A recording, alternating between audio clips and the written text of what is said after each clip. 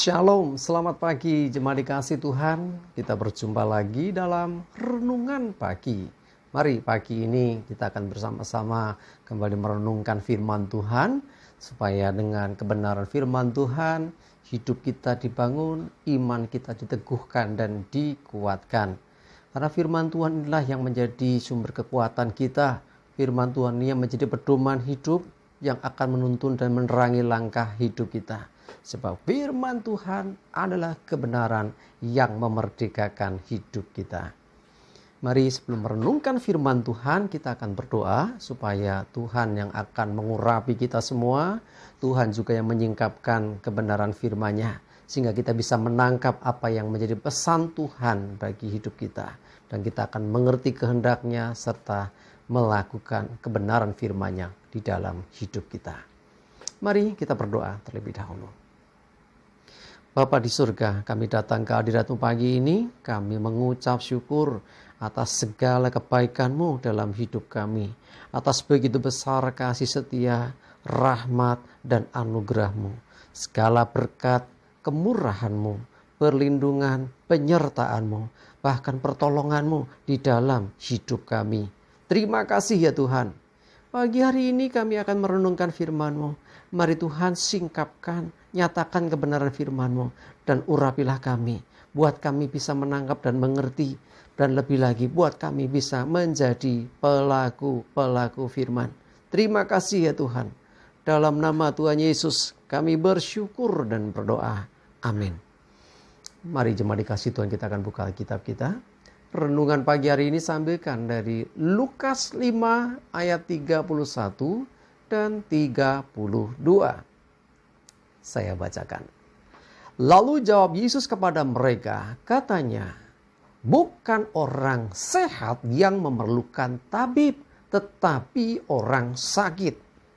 Aku datang bukan untuk memanggil orang benar, tetapi orang berdosa supaya mereka bertobat. Jemaat dikasih Tuhan, ya ceritanya Tuhan Yesus ini makan bersama dengan pemungut cukai dan orang-orang berdosa lah di mata orang-orang Yahudi pada waktu itu. Dan akhirnya orang mulai membicarakan tentang hal itu. Maksud sih ya, dia kok bergaul dengan orang berdosa. Nah, Yesus memberi tanggapan, bukan orang sehat yang memerlukan tabib, tetapi orang sakit. Ya, orang-orang yang masih dalam dosa itu seperti digambarkan orang yang sakit, yang butuh perawatan, yang butuh pengobatan. Dan Yesus datang untuk mereka. Yesus datang bukan untuk orang yang sudah benar hidupnya. Kalau sudah benar mungkin Yesus nggak perlu datang ke dunia bahkan. Kalau dunia isinya orang nggak ada orang berdosa, untuk apa Yesus datang ke dunia? Bukankah dia datang untuk menebus manusia dari kuasa dosa? Kalau semua sudah benar, maka tidak perlu lagi ada penebusan. Nah, karena manusia masih tinggal dalam dosa. Manusia itu tidak tahu jalan kebenaran, tidak mengerti bagaimana terlepas dari dosa itulah. Maka Tuhan berinisiatif datang. Seperti juga pada zaman Yesus waktu itu. Yesus memang berjumpa dengan orang-orang berdosa, dengan orang-orang yang dianggap sampah oleh masyarakat. Tetapi Yesus datang bukan untuk hidup seperti mereka, tetapi justru Yesus ingin mengubahkan mereka. Ya, Yesus berkata, aku datang bukan untuk memanggil orang benar. Ya, orang sudah benar ngapain? Ya, justru orang yang berdosa supaya apa? Bertobat. Poinnya di sini. Jadi supaya orang-orang berdosa bisa bertobat. Itulah tujuan Yesus datang berjumpa dengan orang-orang berdosa. Bagaimana kita bisa menolong mereka yang dalam dosa kalau kita antipati, kalau kita sudah membatasi diri. Ya, mungkin ada banyak teman kita, saudara kita, ya dimanapun kita berada itu ketemu dengan orang-orang yang masih terikat dengan dosa. Nah, bagaimana mereka bisa diselamatkan kalau tidak ada orang yang datang kepadanya dan mewartakan akan Injil keselamatan? Bukankah kita semestinya melakukan? Ingat, salah satu pesan Yesus sebelum dia naik ke surga adalah supaya kita pergi memberitakan kabar baik ini, memberitakan Injil, supaya dunia boleh melihat dia, dunia boleh mengenal dia dan diselamatkan. Tujuannya itu. Seperti hanya juga Yesus pada waktu itu, dia bertemu dengan pemungut cukai, dengan perempuan-perempuan yang tidak benar hidupnya, dan banyak lagi yang lainnya. Tujuannya apa? Supaya mereka mengetahui kebenaran dan akhirnya mereka bertobat. Jadi bukan Yesus mau ikut gaya hidup mereka, tapi sebaliknya Yesus ingin mengubah kehidupan mereka. Jadi sekarang bagian kita, bagaimana kita semestinya bisa menjangkau orang-orang di sekeliling kita yang belum mengenal Tuhan. Ya, mereka mungkin banyak juga yang orang jahat, orang yang gak karu-karuan hidupnya.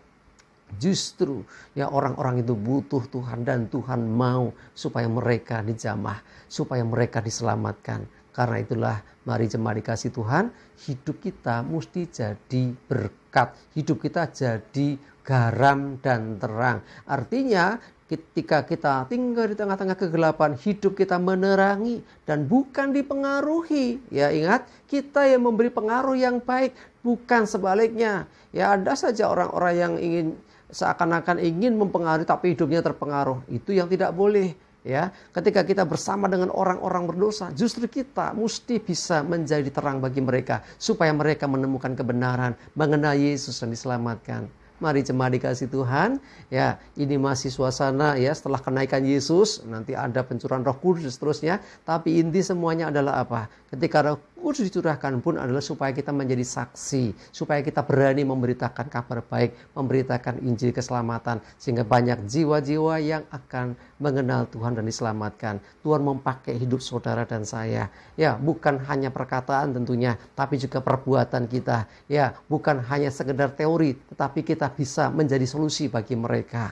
Jadi hidup kita harus jadi terang, hidup kita jadi berkat, jangan jadi batu sandungan. Ya, jangan kita ikut berbuat dosa, akhirnya orang sama saja. Jangan, kita berbeda. Kita tetap bisa ketemu dengan mereka, kita tetap bisa bergaul dengan mereka, tetapi kita tidak hidup dengan cara hidup mereka, tetapi kita mewarnai mereka, kita mewartakan kebaikan bagi mereka, sehingga mereka boleh mengenal Tuhan. Seperti yang dilakukan Tuhan Yesus. Ya, memang bukan orang sehat yang butuh tabib, tapi justru orang sakit. Dan Yesus datang untuk memulihkan, Yesus datang untuk menyembuhkan. Bukan orang yang sudah benar yang butuh akan Yesus. Ya sudah benar kok, apalagi orang sok benar.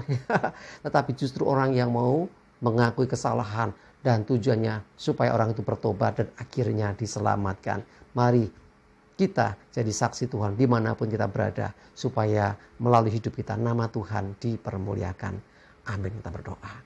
Terima kasih Tuhan untuk firman-Mu pagi hari ini. Kami percaya bahwa Tuhan yang telah memanggil kami akan memperlengkapi kami, memampukan kami untuk menjadi saksi-saksi Tuhan terhadap orang-orang di sekeliling kami yang belum mengenal akan Engkau. Masih banyak orang yang masih terikat oleh dosa. Biarlah hidup kami menjadi garam dan terang bagi mereka. Hidup kami bisa membawa mereka mengenal Tuhan, dan akhirnya mereka bertobat dan diselamatkan seperti yang dilakukan Tuhan Yesus. Mereka menemui orang-orang berdosa, dan pada akhirnya orang-orang itu di bawahnya mengenal kebenaran dan diselamatkan. Terima kasih Tuhan, kami bersyukur.